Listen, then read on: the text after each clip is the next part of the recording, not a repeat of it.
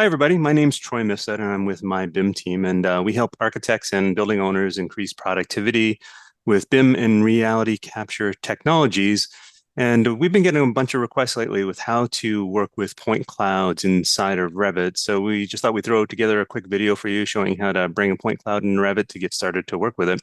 And I asked John on my team here to join us, help take through that. So I think John's recorded a video on the steps, and we're just going to go through that in more detail for you. John, if you want to jump in. Absolutely. Thanks, Troy.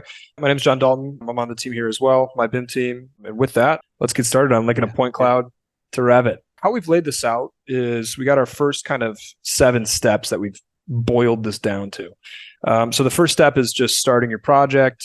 Second step, setting up your views. Then we're going to insert your point cloud file. We're going to find that point cloud file, relocate it, more difficult than it sounds. And then we're going to adjust the graphics and view range. We're going to do a final rotate with it. And then finally, the last step, pin it, review it, and you're done. All right, so we're in Revit now. And the first thing we want to do is just find that template that you're going to start with. Your firm's got a template. You might just use the generic Autodesk template. That's what we're going to do here today. So we're in Revit 2024, really the same across all versions of Revit.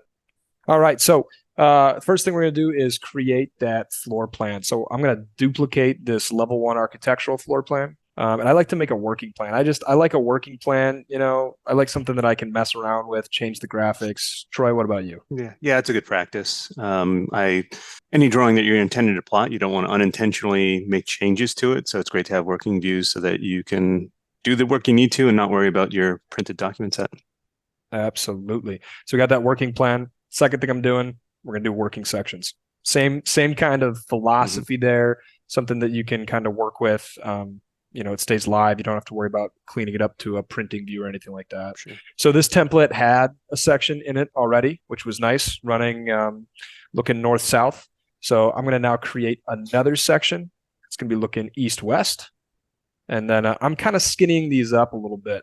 There's an advantage to kind of keeping smaller views, skinnier views for point clouds, right, Troy? Yeah, absolutely. Maybe we'll show them in the point cloud, but yeah, working with thin slices is what I call it, is an important practice for working with the point clouds. And I maybe worth mentioning that you can always add these working sections and views later on. You could kind of change the order of our steps, but you're going to do it, so you might as well do it up front. Yep, absolutely. Yep, do it up front, skinny it up. So we got our sections in. We have our working floor plan in there. The only other thing I want to mention here too, guys, is we have these 2 reference planes on our floor plan here, and those are actually intersecting our internal origin and the project base point. Now, you can go to your visibility graphics, go down to the site tab, turn on your internal origin and your project base point. And then if you don't have reference planes intersecting those, go ahead and throw those in. You can do it under the architecture tab. It's just helpful down the road when we're lining up the point cloud in plan view. So if you don't have those reference planes, get them in there. So there's kind of our first 2 steps. We're going to move on now to inserting the point cloud. So you go up to the insert tab, go find that point cloud tool up there. And then what you need to do is find your scan. Now you're going to notice that there's 2 different file types here. Troy, do you want to speak a little bit on this? Yeah, sure. Those are both Autodesk recap file formats, RCS for recap scan and RCP for recap project.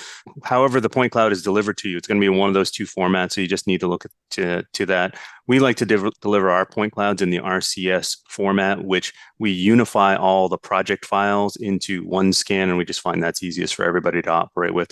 The recap project consists of a folder and subfolders and just a little more challenging. So we prefer the RCS, but whichever one you have, just go find it, and you'll be able to link it in. If you don't have the file in that file format, you'll have to ask whoever provided it to you to convert it into these file formats. All right, so I'm selecting the proper format here, as Troy mentioned. We're going to do the RCS today. So I'm going to do RCS. Last thing is we need to determine a positioning here. A couple different rules, a couple different schools of thought when it comes to the positioning. Today we're going to do a center to center. Troy, what do you prefer when it comes to this? Yeah, I like the next option, origin and origin. You actually mentioned the reference planes just a minute ago. So you know where the origin is in your Revit model. The point clouds also have an origin and they line up. The one challenge you might run into though is if the point cloud is geolocated, the origin point may be way off to the side from the actual building. And then when you get in here, you don't see it right away. And we'll tackle that in the next step. So center to center has its advantages. Origin to origin is fine too. Really, it doesn't matter. You got to insert it and then you're going to have to reposition it anyways. That's right. Yep. Yeah. So we're not going to give Troy his druthers today. We're going to do center to center. We're not doing origin to origin. So here we go. And just like that, it's actually loaded into the project. We can't see it, right? And this is not uncommon where you might load it into the project, but you can't see it. The reason for that is it's probably floating up in space. Even if we get it located, centered on our plan, it could be way off in the Z-axis, which is actually what we have going on here today. So I went over to a 3D view. And when I pop open that 3D view, right, there's our point cloud. So we can see that it's a good 30 feet up. And what I like to do now is grab that point cloud, hit the move tool, move it roughly down to your level 1. So I'm kind of roughly finding that level 1 floor plan. I'm moving it down. I'm not getting precise yet, though. I'm just trying to get it so it's visible on my floor plan. Now I can go work with my sections and get a little bit more precise. Yeah. So that's what we're going to do now. Heading over back to the working plan. And now I'm going to position a section so that it's looking a little better, that it can see through, the floors and the walls, somewhere kind of reasonable. All right. And as I mentioned, so we're kind of positioning that section now. And this is where you can really make that section skinny. Troy, again, this is where you have some thoughts on your view depth, right? Yeah. Well, I like that you position the section over the stairs. That's usually a good spot to get a look at the model. And it looks like you probably have this several feet deep, maybe 4 or 5 feet deep, and you're seeing the walls beyond. I often make these like 6 inches deep, and then I would isolate just the edges of the floors, and I wouldn't see all that in the distance. Doesn't matter. You get used to working with either way, but I like to have all the thin slices when I'm working on it.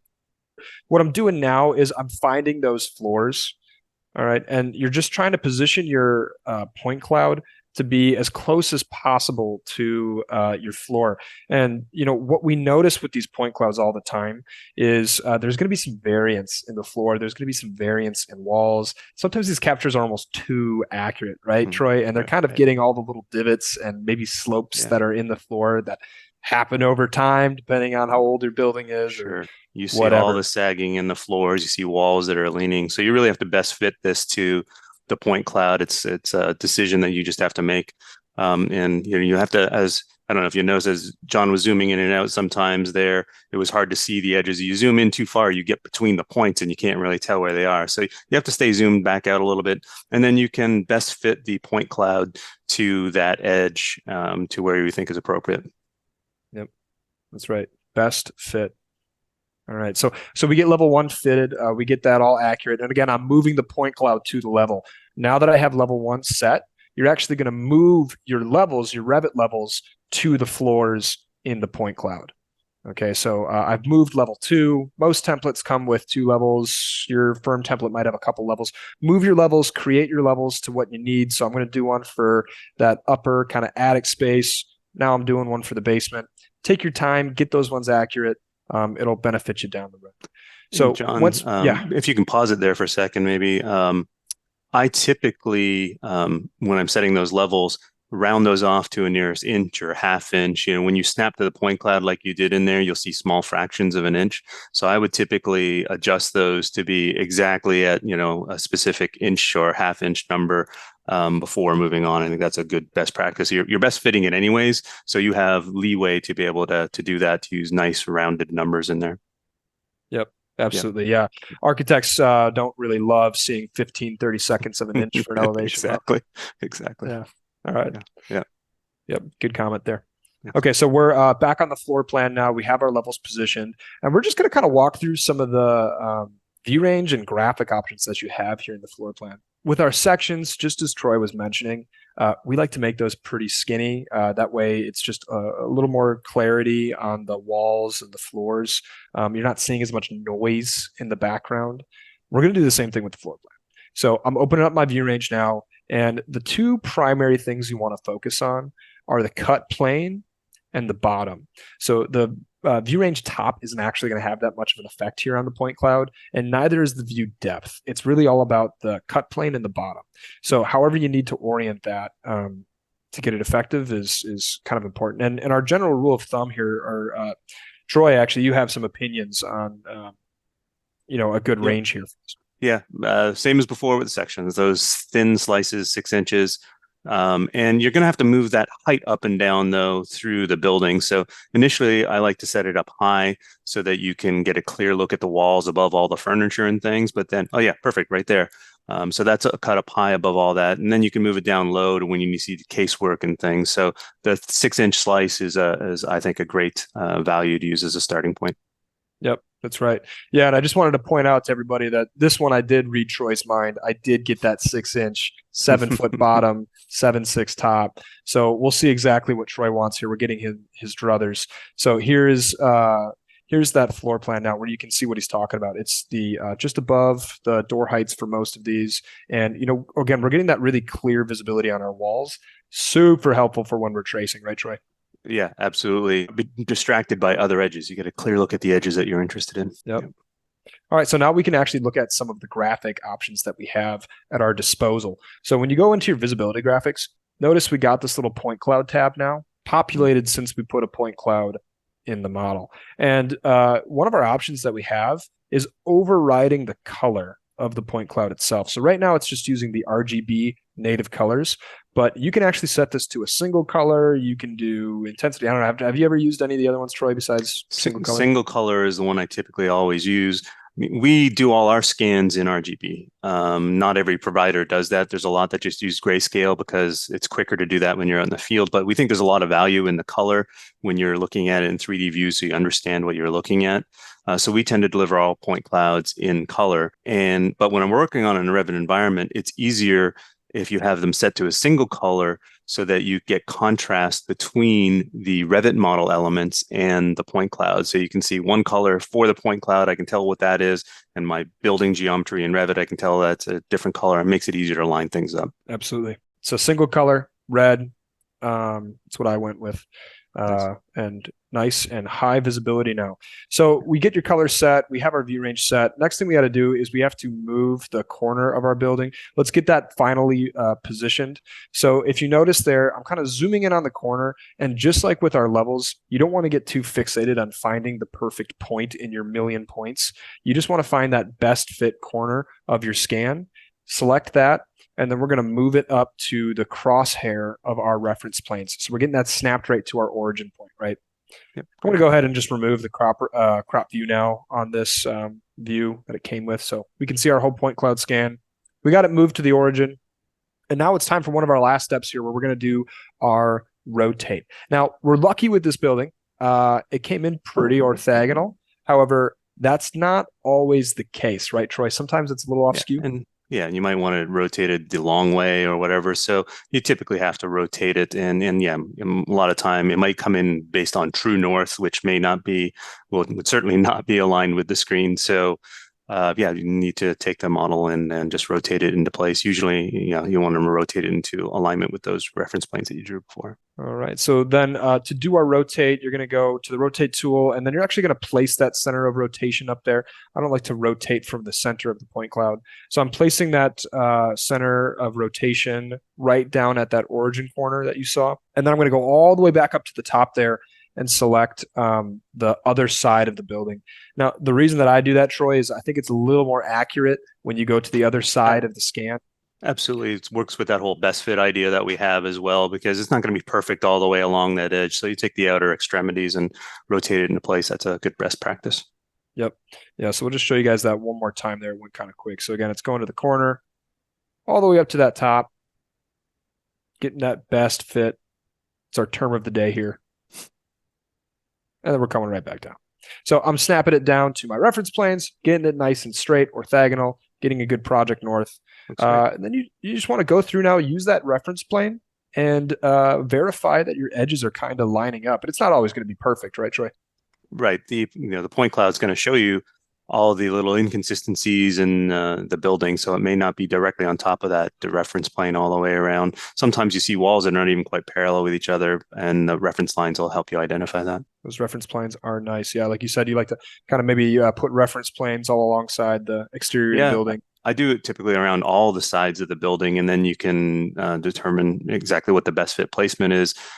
You will find walls that are not quite parallel, might be 89 degrees over here and 90.5 on the other. They're not perfect, and you have to best fit that to your display screen for when you start tracing over top of it. Absolutely. Absolutely. So I'm just going to go through now. I'm going to do my final check. Going to check my levels, check my section, make sure that my floors still line up nice. They all look good. We're looking pretty sweet. Yeah, with that, we have this all positioned. Again, you just do your final review. Make sure that everything's looking nice, because you don't want to get modeling and then try to have to move some of this stuff again with your Revit elements. It's not fun. No bueno. Yeah, just make sure that it's all looking good. Make sure it's all set there straight.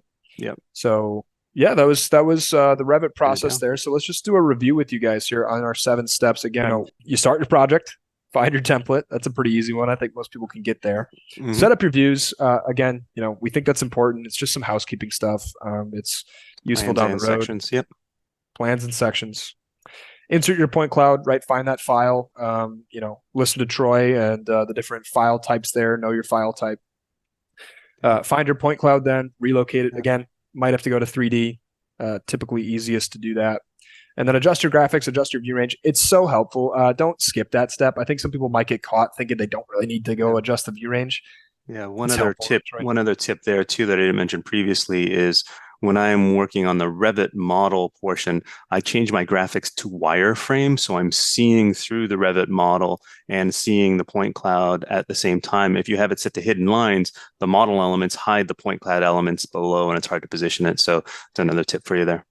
Absolutely. Yeah. Utilize the wireframe. Smart. Final rotate then. Again, you get the view range set, and then do your final position and final rotate. Get that corner up to your origin. Rotate that down. Get your project north, and then check it out, right? Go look through everything. Make sure it all lines up. And then, if you've made it this far in this video, you're going to catch another important part here. Yeah. Pin the freaking thing. If you get it all lined up, right? You did all that work. Pin it in place. If it moves unintentionally later on and you realize it too late, you do a lot of modeling with the incorrect position, there will be a lot of swearing involved. Not that I've ever done that before. So make sure you lock that down. That'll definitely a best practice you'll want to incorporate. That's right. So those are our 7 tips. Yeah. Troy, anything else? Thanks, Where can you find us? No, that's great. That's that's how we get started with point clouds. Obviously, the Revit modeling is a whole other ball game, but to get the point cloud in there and start working with it, those are the steps. So yeah, hopefully this was helpful for everybody. We're going to try to do a lot more of these. You can get all kinds of information on our website at myBIMteam.com and sign up there if you want to get newsletters and emails about new videos and things. So thanks for joining. Hopefully it's helpful for everybody.